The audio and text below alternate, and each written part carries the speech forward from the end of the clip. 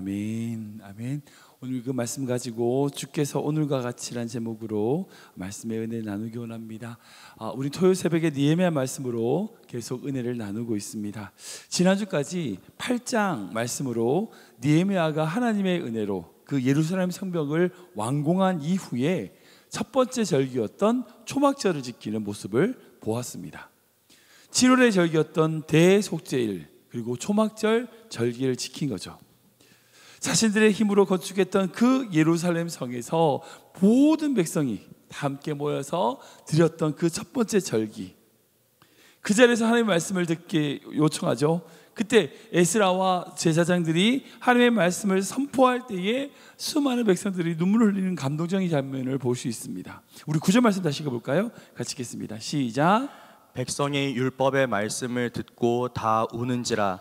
총독 느헤미야와 제사장 겸 학사 에스라와 백성을 가르치는 레위 사람들이 모든 백성에게 이르기를 오늘은 너희 하나님 여호와의 성일이니 슬퍼하지 말며 울지 말라 하고. 아멘. 지금 읽을 때마다 너무 감동돼요.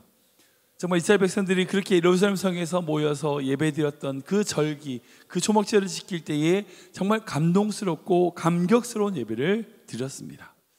제가 이 8장의 말씀을 가지고 3주에 걸쳐가지고 그렇게 그들이 예배를 드릴 수 있었던, 그런 감격스러운 예배를 드릴 수 있었던 세 가지 이유에 대하여 말씀을 드렸어요. 첫 번째, 그들이 그렇게 감격스러운 예배를 드린 것은요, 바로 그들 안에 하나님에 대한 갈망이 있었기 때문이에요. 갈급함이 있었기 때문이란 거죠. 80년 동안 바벨론 포로 생활에서 돌아와서 예배를 드리지 못했던 그들이 하나님의 말씀이 선포되니까 막 우는 거예요. 갈급했죠. 사실 우리가 매주 드리는 예배가 형식적으로 치우치기 쉽습니다. 막 매번 드리고 매주 드리니까 하나님 우리를 구원하신 십자가의 은혜를 잊어버릴 때가 있습니다. 그때 우리가 먼저 뭘 회복해야 되냐? 우리 안에 갈급한 심령을 회복해야 돼요. 저는 모든 성도님들이 은혜를 갈급하는 성도 되시길 축원합니다. 여러분, 갈급하면요, 주님 채워주세요. 두 번째, 그렇게 감격스러운 예배를 드릴 수 있었던 이유가 뭐냐? 하나님의 말씀이 그들 귀에 들렸다는 거예요. 성벽을 완수한 이후에 백성들이 수문 앞에 모여서 학자 겸 제사장이었던 에스라에게 하나님의 말씀을 요청했습니다. 그때 하나님의 말씀이 선포되자 그들의 귀에 들렸다라고 정확히 표현되어 있어요. 여러분, 말씀이 살아있는 교회가 진짜 살아있는 교회예요. 말씀이 들리면요, 그 영혼이 살아납니다. 선포되는 말씀을 통하여 심령이 변화되는 거예요. 다른 어떤 걸로 변화되지 않습니다.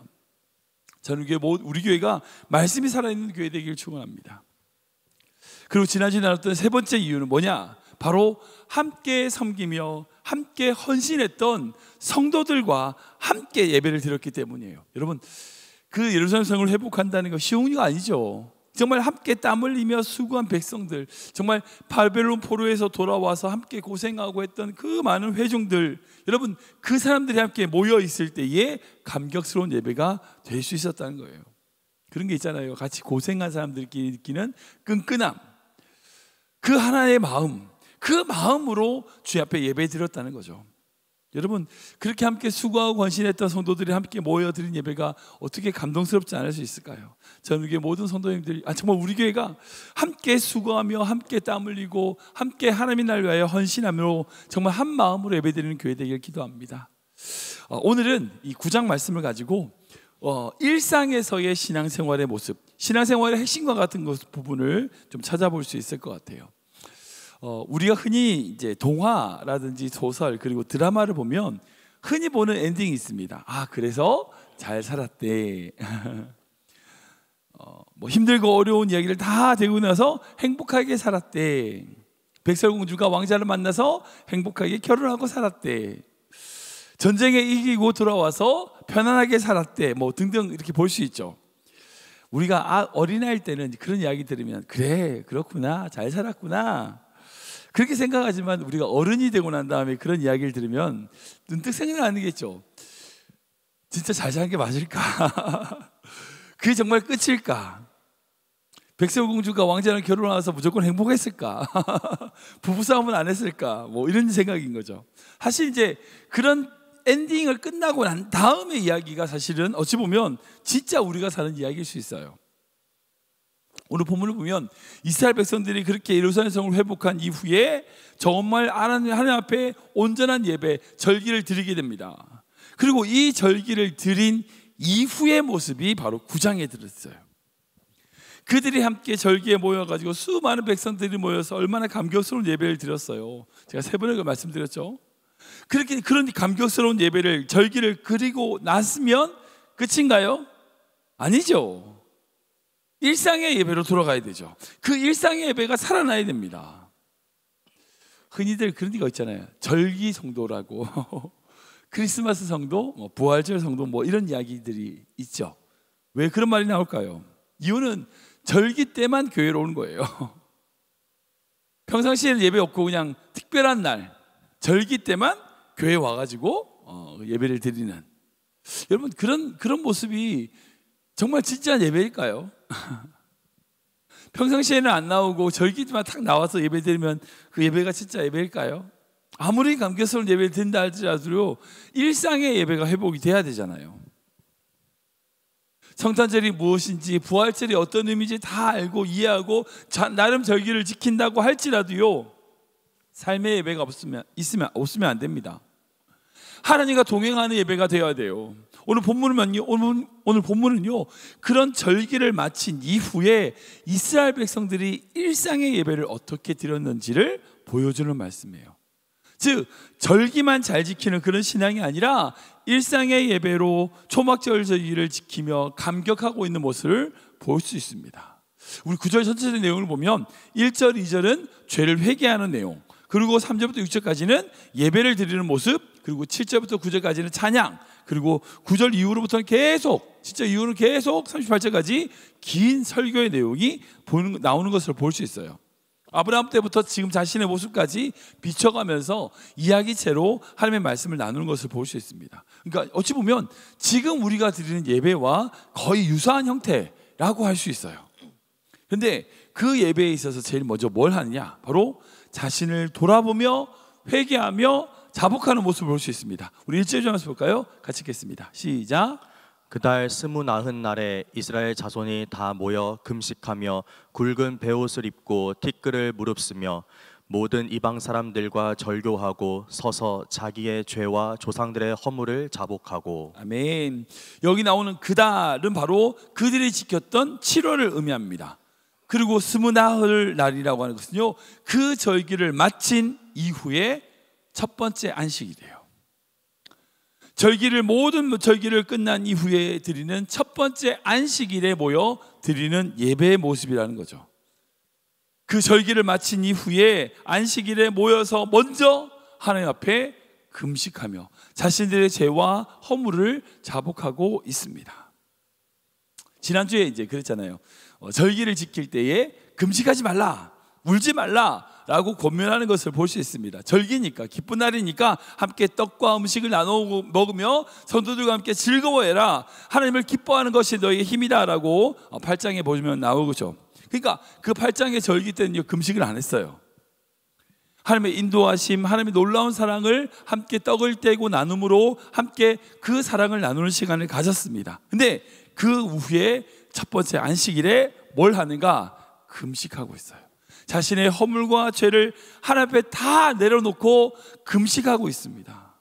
여러분, 모든 예배는 그래요. 먼저 자기를 돌아보는 것에서부터 시작됩니다. 자기를 돌아보지 못하는 예배는요, 온전한 예배가 될 수 없어요.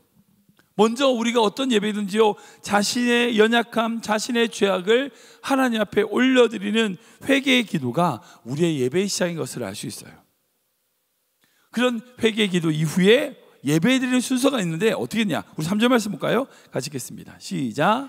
이날에 낮 4분의 1은 그 제자리에 서서 그들의 하나님 여호와의 율법책을 낭독하고 낮 4분의 1은 죄를 자복하며 그들의 하나님 여호와께 경배하는데. 아멘. 안식일에 드렸던 그들의 예배 순서가 있습니다. 첫 번째로 어떻게 했냐? 하나님의 말씀을 낭독해요.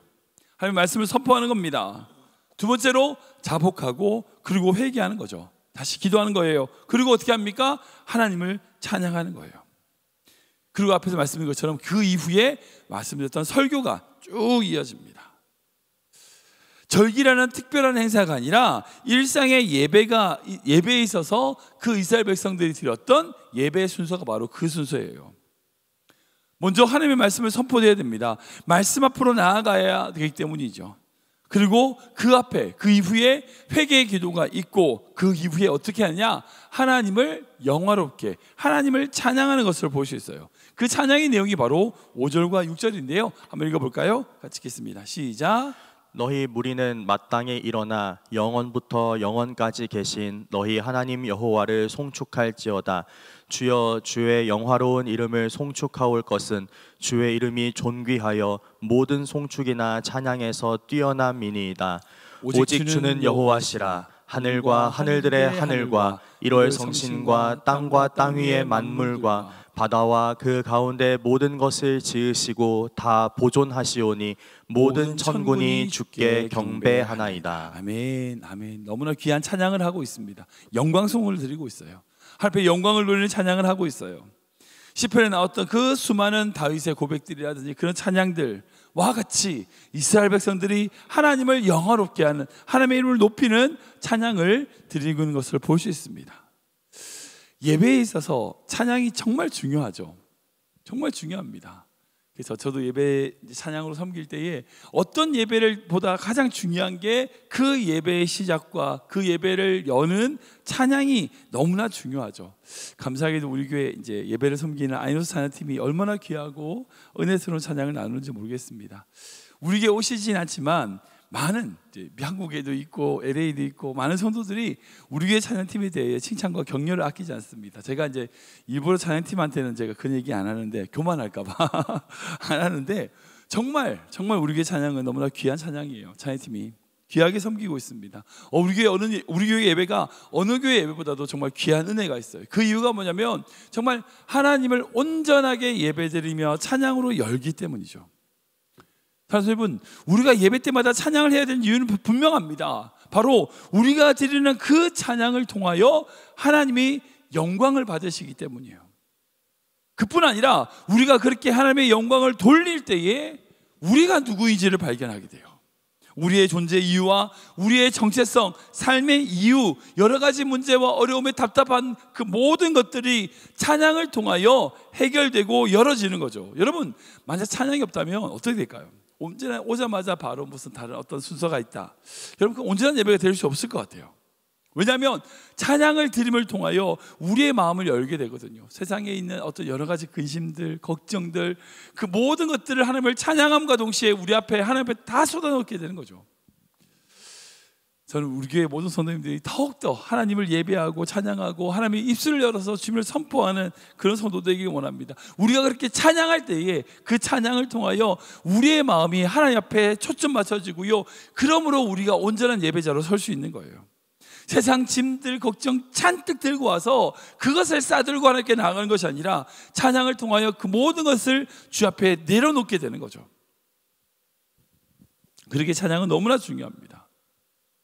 그리고 그 이후에 어떻게 하냐, 9절 7장 이제 9장에 있는 7절부터 쭉 긴 설교가 등장합니다. 당시 제사장과 종교 지도자였던 예수와 바니, 스바냐 같은 사람이 그 모든 내용들에 대하여 설교를 하는 것을 볼 수 있어요. 그 내용은요, 구약 전체적인 쭉 내용이에요. 상당히 길기 때문에 뭐 이거 다 읽을 수는 없지만 결국은 하나님께서 우리를 위하여 놀라운 일을 행하셨습니다 라고 하는 수많은 고백들이 있는 겁니다.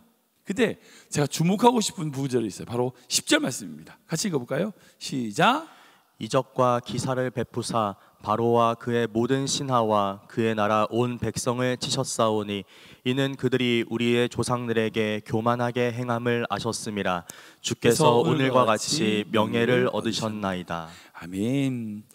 왜 제가 이 말씀에 주목하느냐면요, 지금 이 장면은 뭐냐면 바로 즉 애굽 이스라엘 백성들이 출애굽할 당시에 하나님께서 그 애굽 땅의 10가지 재앙과 여러 가지 기사와 이적을 그들을 보여주시고 그들을 치심으로 말미암아 애굽의 백성들이 항복하게 하는 이야기를 이야기하는 겁니다. 그들이 이스라엘 백성들을 괴롭혔기 때문에 하나님께서 그들을 징벌하셨다. 그리고 그 영광, 그런 이적과 기사를 통하여 하나님이 영광을 받으셨다는 거죠. 근데 뭐냐면 그 영광을 받으셨는데 그 영광이 뭐냐? 지금 우리가 드리는 예배를 통하여 받으시는 영광과 같다는 거예요. 주께서 오늘과 같이 드리는 예배와 영광을 그때도 받으셨습니다. 여러분, 이 말이 무슨 말일까요? 지금 이스라엘 백성들이 드리는 그 예배를 통하여 하나님이 높임을 받으시는 것과 똑같이 마치 출애굽 시기에 이적과 기사를 통하여 애굽을 치심으로 받으시는 영광과 같다는 거예요. 같다는 거. 많은 성도님들이 이제 그렇게 생각을 해요. 구약 시대, 신약 시대에 드렸던 예배는 정말 순수하고 정말 하나님의 영광을 많이 받으시는 예배고, 지금 우리가 드리는 예배는 그보다는 좀 못한 예배다.